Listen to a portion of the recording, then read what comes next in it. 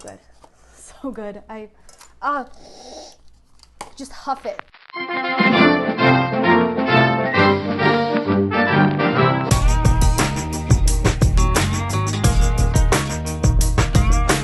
Vanakkam Yallarum. Today we're at my parents' house. In the spirit of today's topic, I'm not just American, I'm Indian too.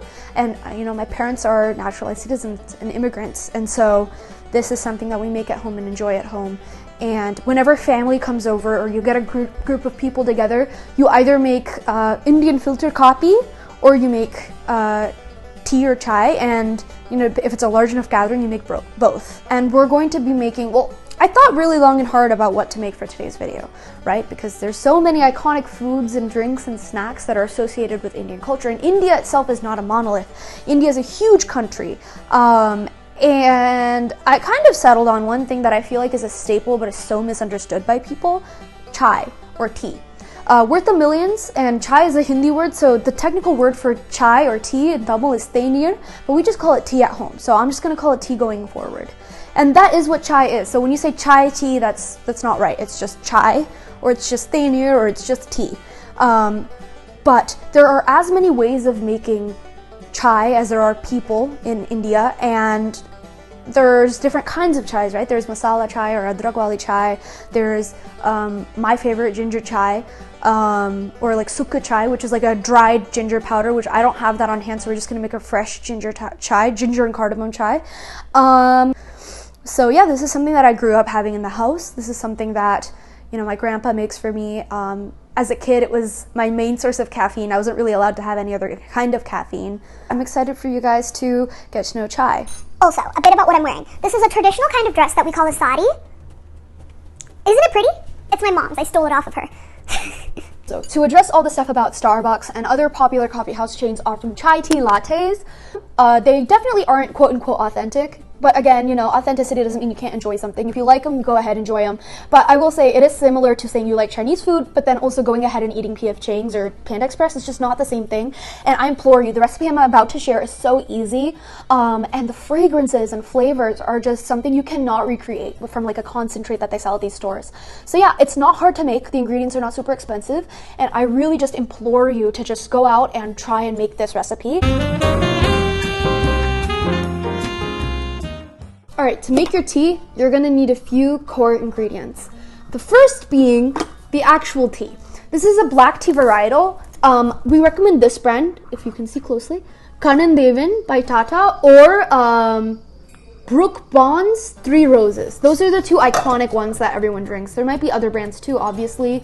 Oh yeah, I think Lipton makes one. But I will put in the caption or like the description below the ones I recommend. And you can find all the ingredients I'm about to point out at your local Indian grocery store. So, yeah. Next, you're going to need, I think the most important component, aside from the tea, obviously, of any chai, is cardamom. Cardamom is, let me open this up. Oh my god, the smell, I'm so excited. Oh my god. Growing up, my mom would just crush cardamom and sugar and milk and like give it to us to help us sleep at night, warm milk. The smell of cardamom, we call it yelakai in Tamil, yelakai. A good smell in Tamil is called a vasane, and that's like the best way to say it. The vasane of yelakai is unparalleled, bro. When I went off to college for the first time, I got super homesick, and my uncle shipped me over like a whole box of like Indian goods and like ingredients and snacks and like tamarind and things I could use in cooking. But the one thing that I really, really appreciated was getting the yelakai. Sometimes I would just crush it up. My dad eats it straight up out of the pod. Again, it has seeds inside of the pod. Don't eat the pod, you want to eat the seeds. And it's not too expensive. You buy it like in larger quantities. They sell it in like bags. Green cardamom. Then if you're going to make ginger chai, we call it sukku. It's a dried ginger powder. You could use just general dried ginger powder from your regular American market too if you find it. But I don't have any, so I'm using inji instead of sukku. Sukku is dry ginger. Inji is fresh ginger in Tamil. And then you're going to need sakre, sugar. And then of course you're going to need the dairy, finally, of your choice. You can use non-dairy milks, but if there's one thing India is known for, or should be known for, it's our excessive dairy consumption. So I'm using cow's milk. And so yeah, all the ingredients I'm talking about, like I said, you can find it at your local Indian market or even Asian store. Some Asian stores will carry it, just general Asian markets. To actually make your chai, you're going to need a few utensils. I don't know why that took me so long to say. You're going to need a pot to boil the chai in. You're going to need... Amma, idikkadu. No, இது. இடிக்கிறது. Crush பண்றது. Mortar and pestle. You're going to need a I got way too excited. You're going to need a mortar and pestle.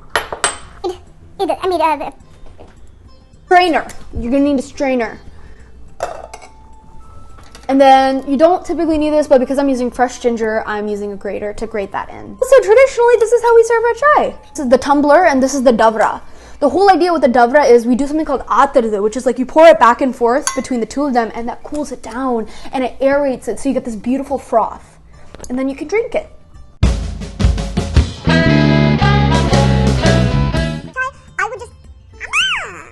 I like a milkier tea.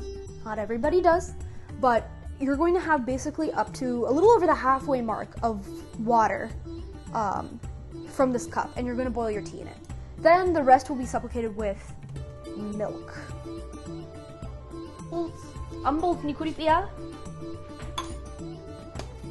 With your pot over about, I don't know, medium heat, you're going to transfer your water into your pot. Add a spoon of your tea. You're going to grate in some ginger, as much as you like. It's really to taste. Once your tea and your ginger have started boiling in your water, like this, you're gonna add in your milk. I know this is a very light chai. Don't come for me. So then next what you're gonna do is you're going to get, oh God, lower that to, you're gonna lower your tea to a simmer. You're gonna get, I don't know, I'm doing like 5 pods of cardamom. That might be too much or too little for you. Live your life, do as you please. You're gonna get that into your mortar and pestle and you're gonna beat it up.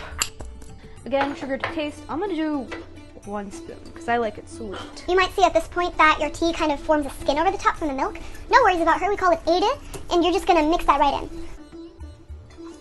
Okay, once your tea's done, you're gonna strain it directly into the cup.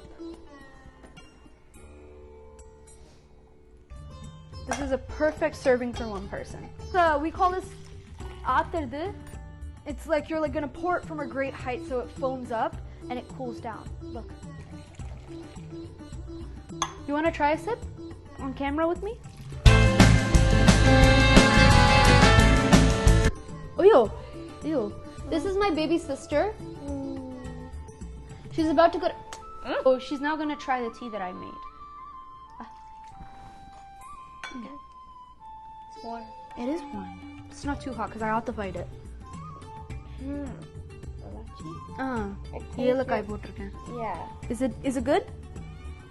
Yeah? You can taste it. It's really good though. It's good. Dry throat. It's really good though. Tastes like mommy made. Wow. Sorry if you hear my dad sneeze. Stereotypical Indian dad sneeze. I'm gonna have a sip now. That's really nice. There's something about Indian tea, man. Man, that's refreshing. Amma, I did a good job.